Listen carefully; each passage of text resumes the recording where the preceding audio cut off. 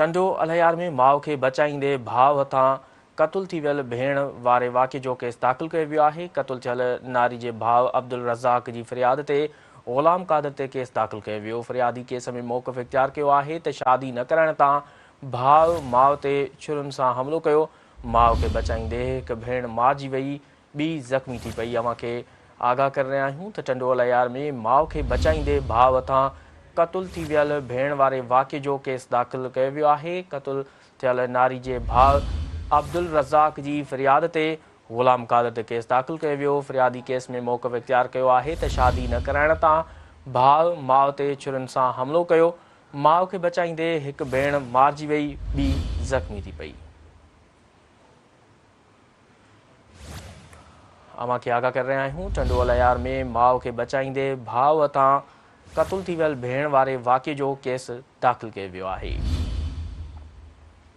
क़तुल थियल नारी जे भाउ अब्दुल रज़ाक जी फ़रियाद ते ग़ुलाम क़ादिर ते केस दाख़िल कयो वियो।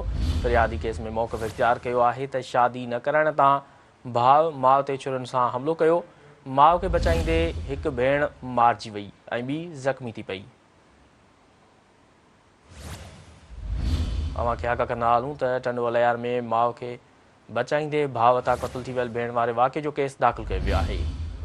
वधीक तफ़सील मालूम कंदासीं। टेलीलाइन ते मौजूदु आहे टंडो अलहयार खां सिंध टीवी न्यूज़ रिपोर्टर ग़ुलाम रसूल दर्स। जी ग़ुलाम रसूल, केस दाख़िल कयो वियो आहे, हिन बाबति आगाह कजो।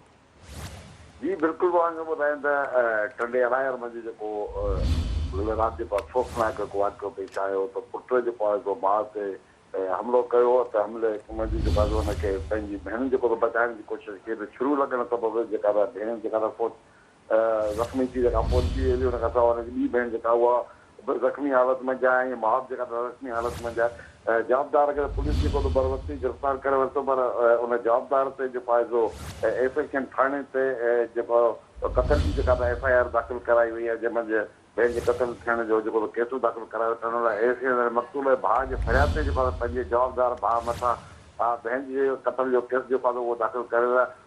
फ़रियाद अब्दुल रज़ाक मौजूदु मुंहिंजो जेको जवाबदार भाउ आहे हुनखे वालदा खे शादी करण लाइ चवंदो ऐं ज़हनी मरीज़ थी वियो हो, हुन करे शादी न थियण जे करे जेको आहे हुन हमिलो कयो हो। ऐं उहो जेको आग ॿुधायां त इहो जेको जवाबदार जे क़तल कयो आहे ऐं इहो जेको कुझु वक़्तु अॻु में बि जेको कंहिं वाक़े में जेको बि जेल अंदरि रही चुको आहे।